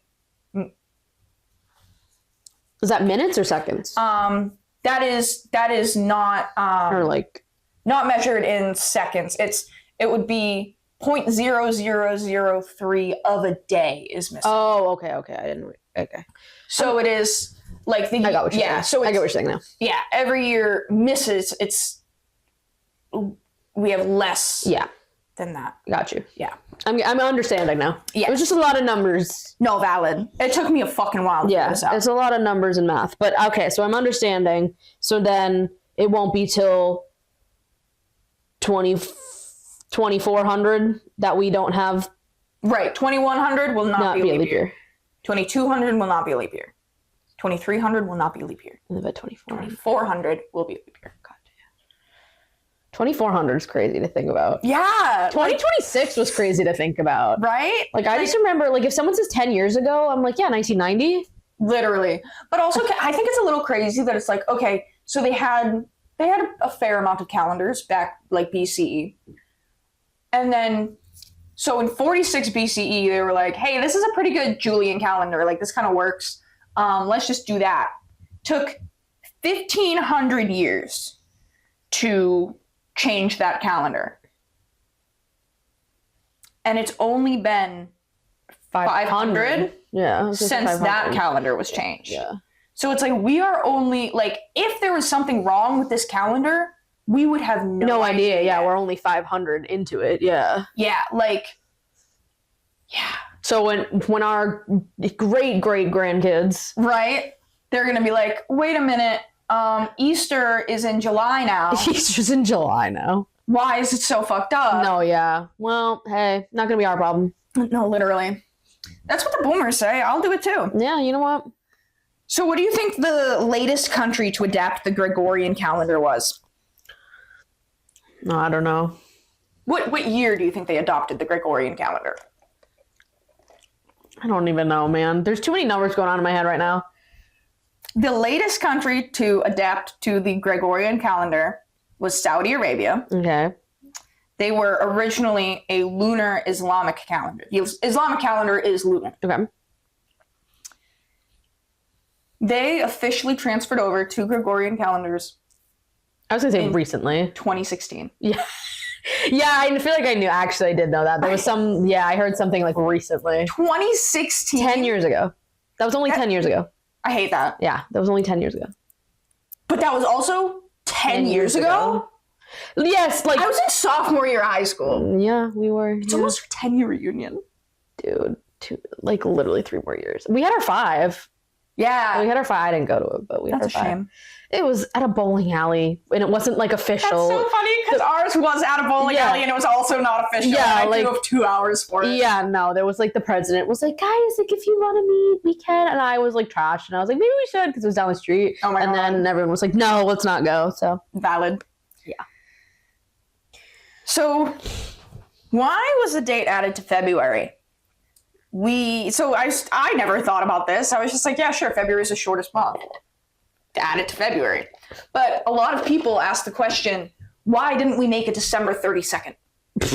Because that would be absurd. Yes. You're dumb. Like, we have you think that there should be a 32nd day? December. When Avi was like, space. When Avi was like, you're going to on June 57th? Yes. But yeah, like that, like the 26th to the 31st is already like a liminal space of like where the fuck after Christmas before New Year's, you're like, this doesn't exist. Literally, this time doesn't mean anything. Adding another day to that, I think suicide rates would go up like 500%. Yeah, just a little bit. So, 30. Yeah, I was born on December 32nd. The only month ever that has a 32nd day. Yup. People would think you're joking. Yup. So why February? Apparently, ancient civilization considered the start of the year to be March. Remember when you said that earlier? That you were like, it should start with spring. It should. I completely fucking agree. Right, because we're still in winter, but everyone's like, it's a new year. Start doing your new year routines and your resolutions. Right? I'm like, I'm still depressed. It's still snowing. Please stop. So, they consider the start of the year to be March, which actually in the Rosetta episode won't be out yet, but we filmed it forever ago. But in the Rosetta episode with Ptolemy, the Rosetta Stone says in like the first month of Pert, which is their version of spring, so it's the first month of the year. Like very interesting. Yeah. So I feel like the calendar should all just be like, it should just go with seasonal things and not just like arbitrary. Like, oh well, it's January 1st, it's the new year. Yeah. Like it's so arbitrary. Yeah. That's neurotypicals for you. Yeah. True. So the start of the year is March, so they were actually adding a December 32nd. How fucking stupid is that? Oh my God, you guys. So, but this is the best part. Because, it technically wasn't a 32nd, because they counted their days weird, because they counted 31st and a half. So March 1st was the first day of the year. So they would refer to the last days of February as like pre-March. Like it's really fucking stupid how they counted it. But they called the leap day the bisextile day. Yo. I had to include it. We're bi and we're talking about sex. But the bisexual day, all right, 2028, we're turning up. Hell yeah. We're turning the fuck up. Oh my God. The leap year is now a queer holiday. We're making that a thing. Yes. We're making that a thing officially. Yes. InfoDump has started that. So the reason it's called that is because bisexual means twice and 6. Because how their calendar worked, they counted backwards, and it was 6 days back from the beginning of the year. Because the 7th, they rested on the 7th. Just kidding. But then, because the 6th day before the beginning of the year happened twice, it was just the 6th day twice. Yeah. That's what they called it. Yeah. They're like, it's the second 6th. Could you imagine if we were like, it's the second 28th? That's why I was like the 31st and a half day. Literally. 32nd. So yeah. So basically it was a 6th day from the start of the year, a second time. Wow. So stupid. Yeah. Yeah, man. So also putting the leap day in February also directly affects the date of Easter. Yeah. So that is why Easter is early this year, because we don't have a leap year. Day. Yeah. Yeah. So interesting. Yeah. Right. Let's look in the calendar and see when we do have a leap year, because we have it already. They've predicted that one already. Oh yeah. What day do you think it is? Wait, what? In 2028, when we have a leap year. Oh. The 18th. No, 16th. The 18th is pretty close. The 18th is just a Tuesday. It would just so it's the Sunday. I can't figure out dates. No, I said I was in tune with the calendar. I'm not fucking autistic. That was a little harder than anticipated, but you know what I mean. I'm pretty sure I am, but that's fine. Womp womp. Who knows? I should know the dates and the days of the dates. After all this. Oh, literally. After getting a Space Cats calendar, after I received a Gregorian calendar last night as a gift, thank you, Austin. Yeah. And if you haven't, I know you need to catch up, but you got to watch this. Yeah, now you know. Yeah, whoa. Hey, Austin. How's it going? All right. So we used the Gregorian calendar today, but could you imagine if we fucking changed it? I would lose my mind. No, literally. I would lose my mind. I can't even keep up now. Literally. But also, if we changed it to seasonal, I wouldn't hate that. No, I would want it seasonally. Because that would just make so much more sense. Right? But if we changed it arbitrarily, I'd be like, I don't want to live on this planet anymore. Right. So, an arbitrary change that has been discussed. No. So, Neil deGrasse Tyson chicken nuggets talked about... Every time. I don't even know what episode I said that in, and I don't even think we released it. It was definitely the Bjorkle Jackson episode. Definitely 100%. So Neil deGrasse Tyson chicken nuggets talked about how instead we could have a rotating New Year. Yeah. Rotating New Year. Horrible. Confusing. Like, what do you, okay. So every year, the time for New Year's is pushed back. So instead of I guess technically forward. Okay. But okay. Instead of doing this whole 3 years out of 400 don't have the leap year, blah, blah, blah. Instead of doing all that business, we would just keep it on track by saying, okay, so this year, 2024 New Year's is at December 31st, January 1st, midnight. 2025's New Year's will be at 6 a.m., January 1st. Okay. 2026's New Year's will be at 12 p.m., so noon. Yeah. And then 2027 will be at 6 p.m. 6 p.m., and then 2028 will be at midnight. Yeah. So every leap year will instead be at midnight. And so you have the 3% of your day, so it's still accounting I just for... think it gets so confusing with time zones and stuff too. Literally. Because now I'm just thinking Australia was already in 2026 before we were. So it's just I was just thinking about it's just time zones screw everything up too. They it's really just fucking do. Let's just abolish calendars. How about that? Woo! My birthday's today. All of my information would be rendered useless then. Sorry. All right. So I've got some fun facts about Leap Day because it's fucking weird. Okay. So fun fact, babies born on leap years are called leaplings. Leaplings. I swear I have like a friend whose brother is a leap year baby, but maybe I made that up. So I definitely knew someone. I'm gonna text but they somebody like and ask. Like it was an adjacent friend, you know? It was like someone I worked with or something that was like, oh yeah, I was born on a leap year. I was born on a leap day. So although a leapling's birthday is technically February 29th, they are considered to age up on March 1st. Yeah. Because it's the same. Right, yeah. So like on their birth certificate, it says the 29th, but like they technically, yeah. But yeah, but that whole thing that like, oh, if you're born on a leap year, you have, like, every 4 years you turn 1 year older. Right, yeah. Like, oh, when you meet a 28-year-old and they tell you that they're 7, like, that's not a legal thing. Like, that's just, like, right, that's more of just, like, on a technicality, their birthday hadn't come. Right. Yeah. Legally, though. It's March 1st. Right. Like, that sucks. Right? So how does it work with astrology then? Like if you were born on a leap year and you have to do your astrological thing, like does that like screw everything up? I don't think so, because I think what it does is because I think that's why astrology is like, oh, from the 21st to the 22nd you could be both. That like right, like, and because there's no cusp, it's technically not a thing because it transfers over at a certain time. Yeah. So like I have to wonder if because would February 29th, because Pisces it's is already the end of March. Oh, sorry. It's Pisces in March. Pisces is March.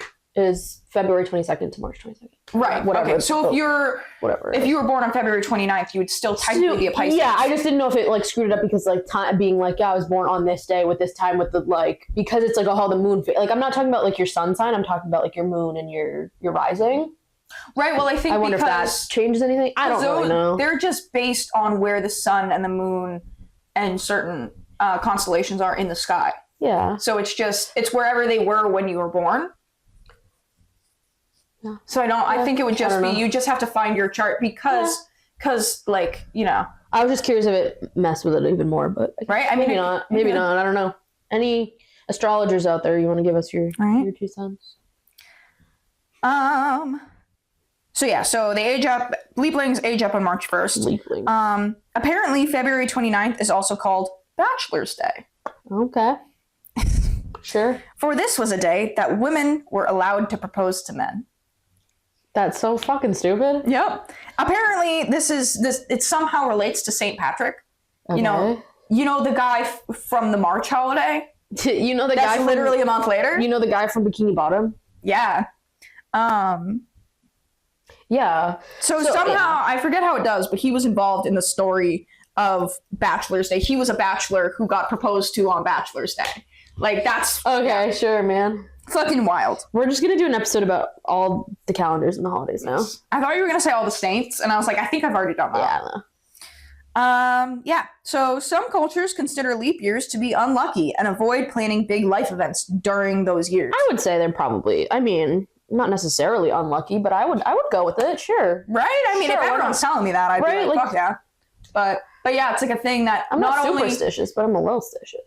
You know, like not only do you not want to plan your wedding on February 29th, but you also don't want to plan it in 2028 at all, which is kind of crazy. Who said that?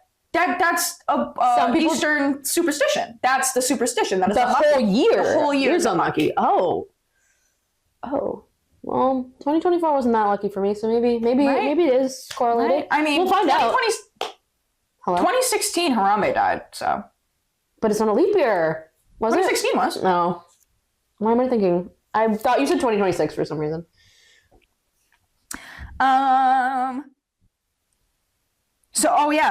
So most companies don't account for leap days when it comes to monthly or yearly salaries. So if you're not paid hourly, you are probably not being paid for leap day. Damn. Yep. Go check your pay stubs, kids. Right. In a leap year, January, April, and July all start on the same day. Like, meaning like, so they like a Sunday or like a Monday? All start on Sunday. But in an ordinary year...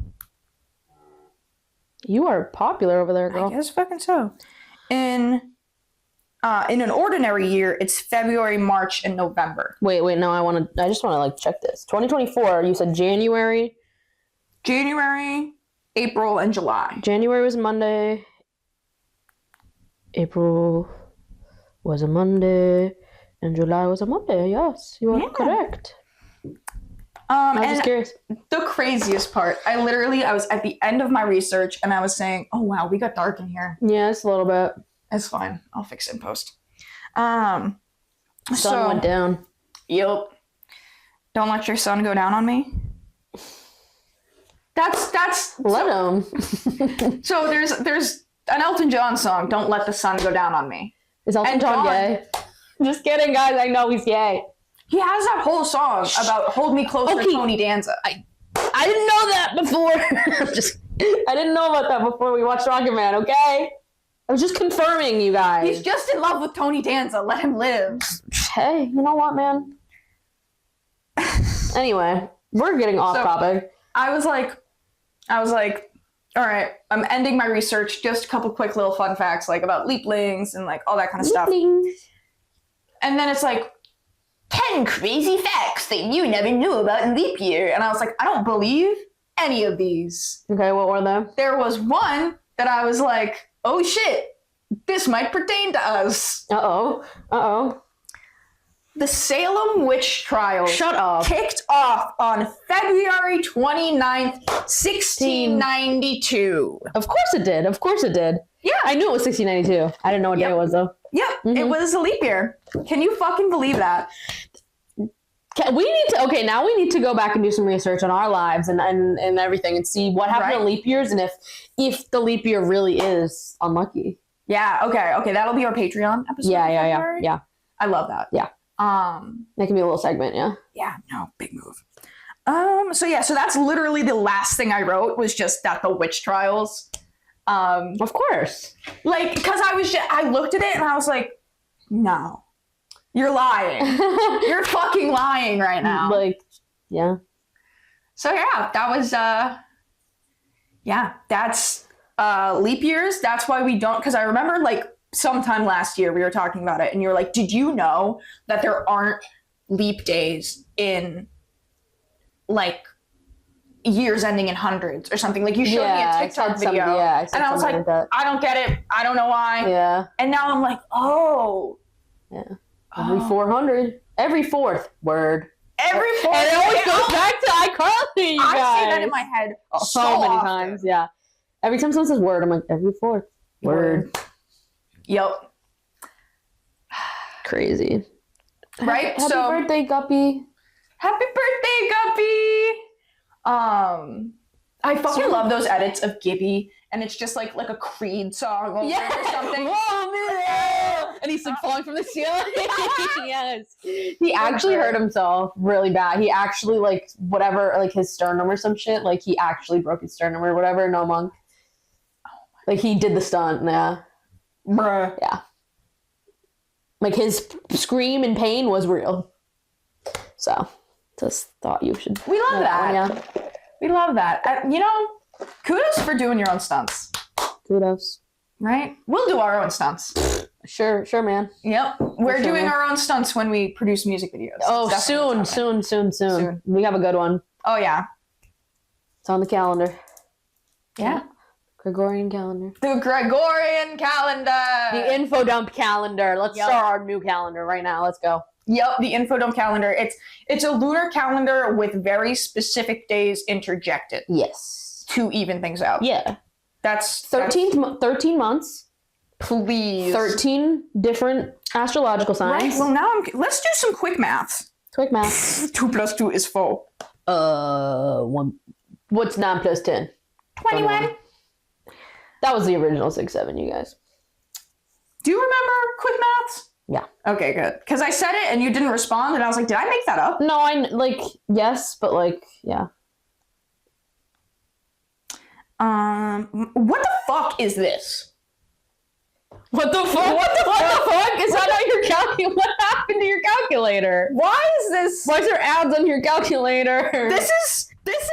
What did you look up? No, you have a go on here. Yeah, no, this is my calculator. No, it's not. It's the calculator app. No, it's not. I hate. This is the calculator. No, it's the calculator app. I don't believe you. Visit Maine! Let me look at my calculator. I don't fucking believe you. Like, I feel like Mine I'm in the doesn't have fucking that. special ed class. That With the giant calculators. Okay, anyway, do your math. Okay. I was going to do Quick maths. 365. 365 Divided girls by- want to drink wine. Tell the men not to waste your time. Or Charlie XCX. Yeah. Yeah, see? So, yeah, it would be 13. just about 13 months, 0.03. So, let's find out. 0.03 of 28 days. Every 0.84. I don't know what that means. We have to I don't know what math I just did. Hold on. Okay. Okay. Sorry. So we have 13.03. So 13 months and then a 13th of a month. So wait, I think 28 divided by 13 or something. Wait, no, it would be 28 divided by 0.03, I think. That's not right. I think I have to go with the other way. 0.03 divided by. I'm We'll probably be here gonna all cut this day. out. We'll be here but- all day. How did I get a different number this time? Did you clear officially? Okay, we're cleared. Nope. Times You guys, this is funny. 28.84. Yes, we did that math before. Yes. So now we have 0.84. How many days is that? 0.84 of a day? No, 0.84 of what? It would be 0.84 of a day that we'd have to add. Yeah. If we made the calendar 13 months, every year we would have to add 0.84 of a day. So we would have to 24 do hours. Yes. So 0.84 times 24. We'd have to add 20 hours a year. and yes, we'd have to add 20 hours a year. So every year and a half, every like 2 years, we'd have to add a day officially, because then that would add the extra 4.